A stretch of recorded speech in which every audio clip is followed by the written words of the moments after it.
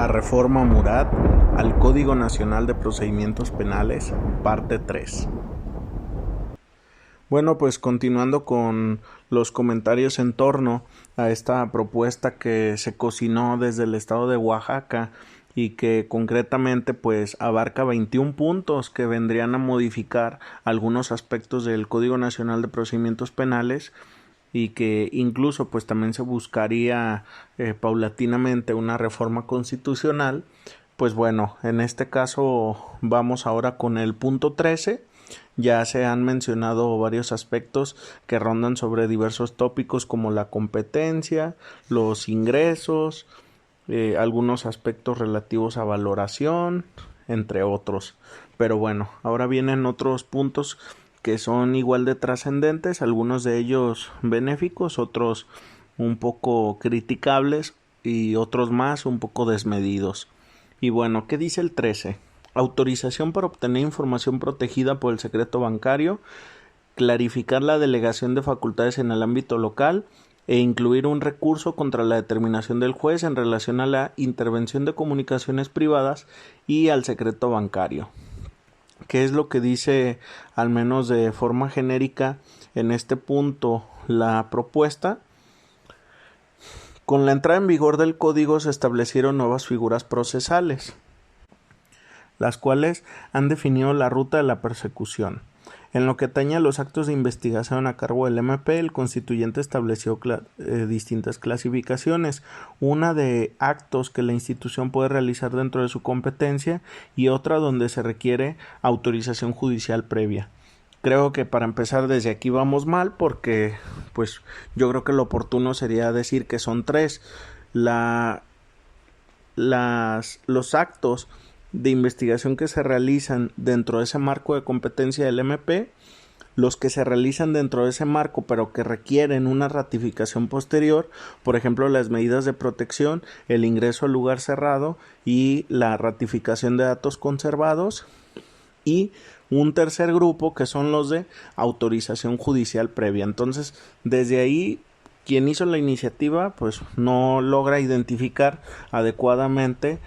cuáles son esos tres grupos, pero bueno, continúa diciendo. Para el tema que nos ocupa, que es la intervención de comunicaciones privadas, la necesaria autorización judicial previa está plasmada en el párrafo 13 del artículo 16 constitucional y el artículo 252 fracción tercera. Sin embargo, ni en la Constitución ni en la norma procesal se estableció si para obtener la información bancaria o financiera se requiere autorización judicial previa, por lo que el 117 fracción segunda de la Ley de Instituciones de Crédito refiere que la institución ministerial requería la información bancaria o financiera por conducto de la Comisión Nacional Bancaria y de Valores. Sin embargo, dicho precepto se declaró inconstitucional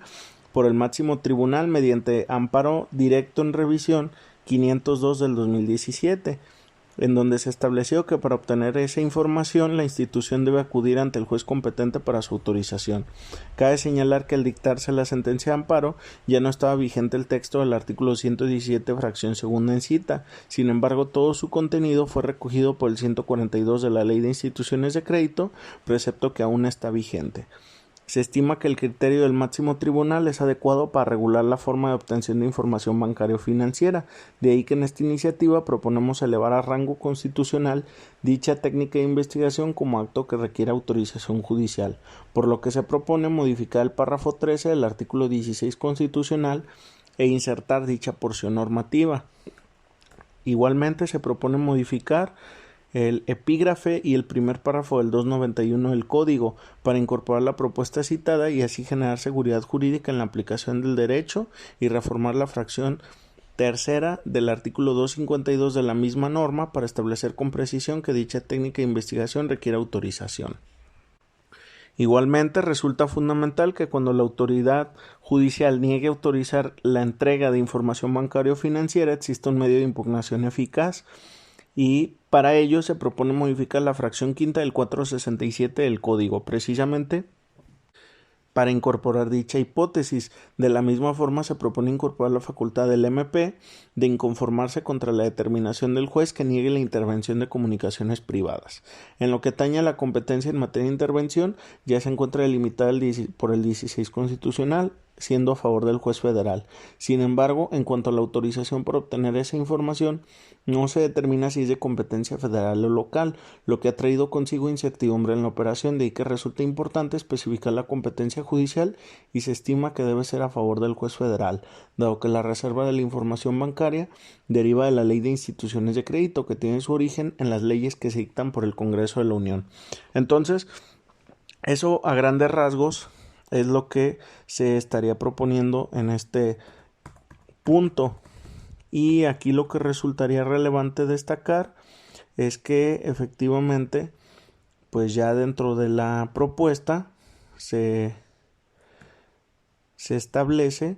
como algunas de las modificaciones, en este caso lo que refiere el artículo 252, que en la fracción tercera establecería la intervención de comunicaciones privadas, información bancaria o financiera y correspondencia. Esto refiriéndose a los actos que requieren control judicial.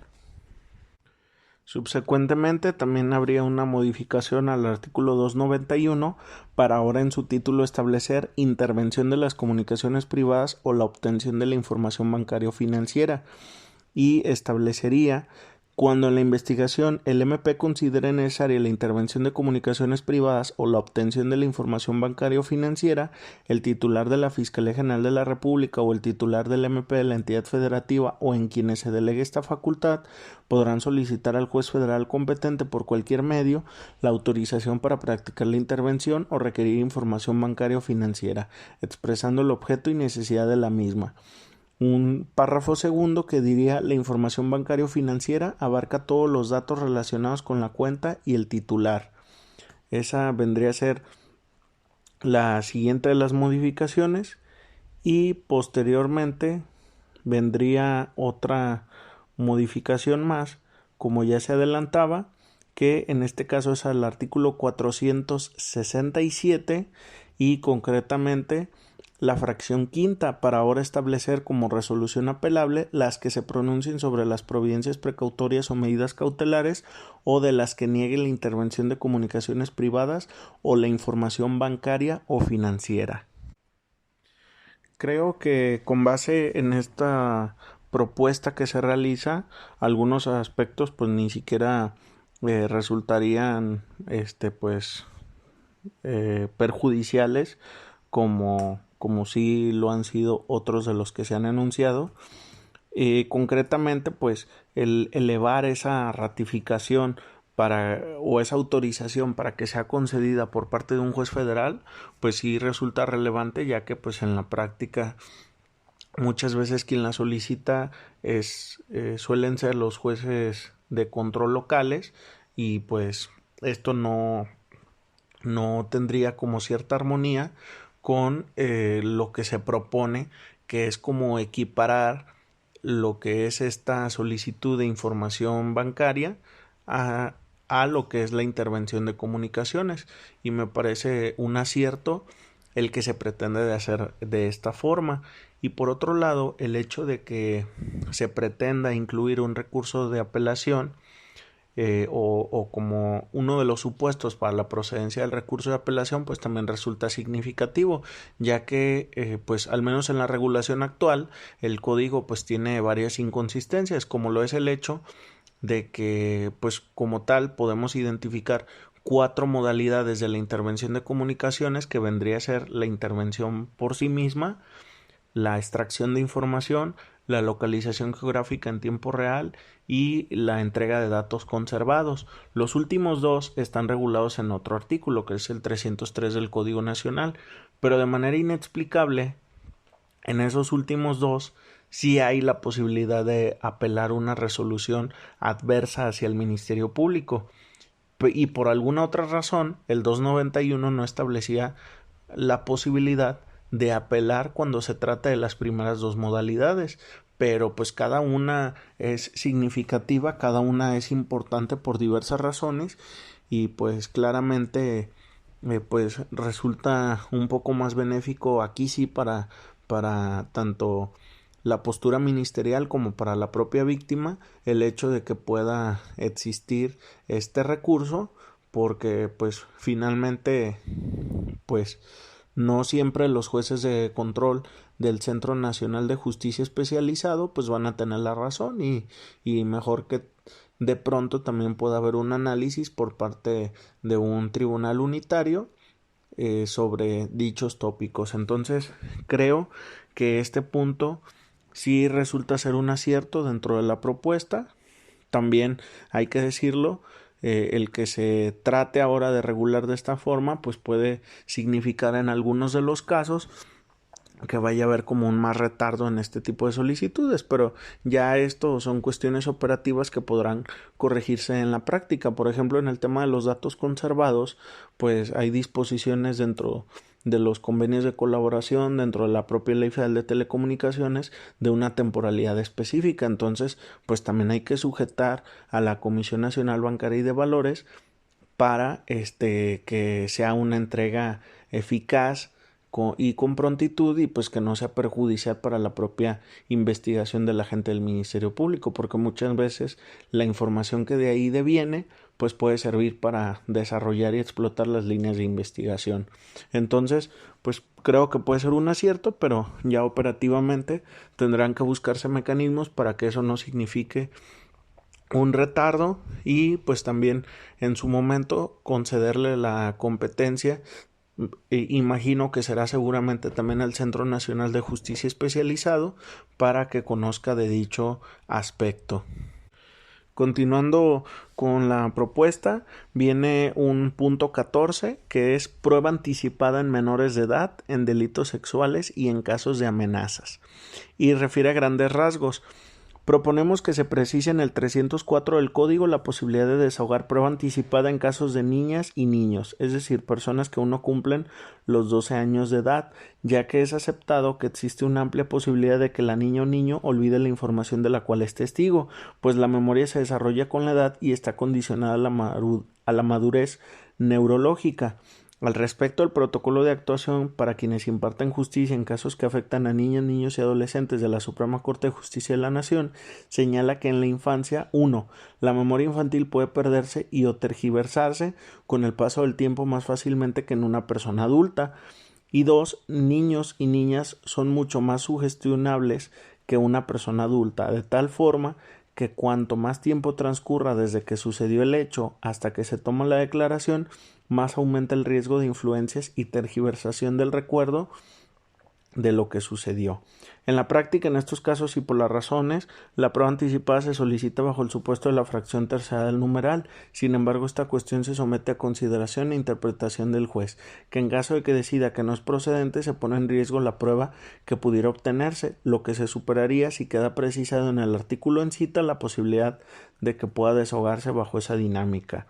Por otra parte, consideramos necesario que se permita el anticipo en casos de violencia contra la mujer por razón de género, buscando minimizar los efectos victimizantes que implica la narrativa del hecho, pues considerando que como parte de la reparación la víctima tiene derecho a las medidas de rehabilitación que implican terapia psicológica para superar el evento victimizante.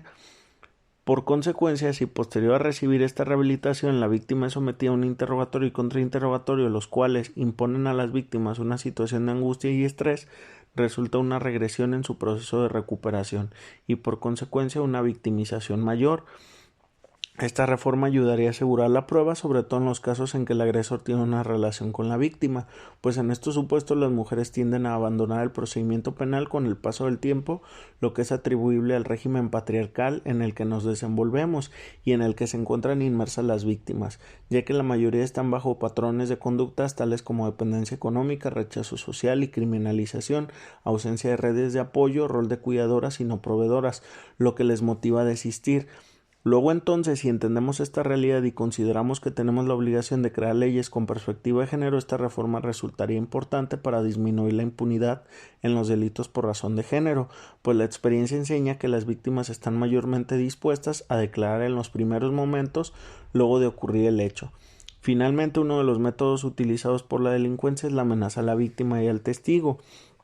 ya sea para que no denuncie o que no proporcione entrevista a la policía o no acuda ante el órgano. Ante esta forma de intimidación y de acoso psicológico, en muchos casos el testigo víctima toma decisión de no seguir con el caso, lo que trae consigo la continuidad de la cadena de impunidad, por lo que con el fin de interrumpir este camino se propone que la institución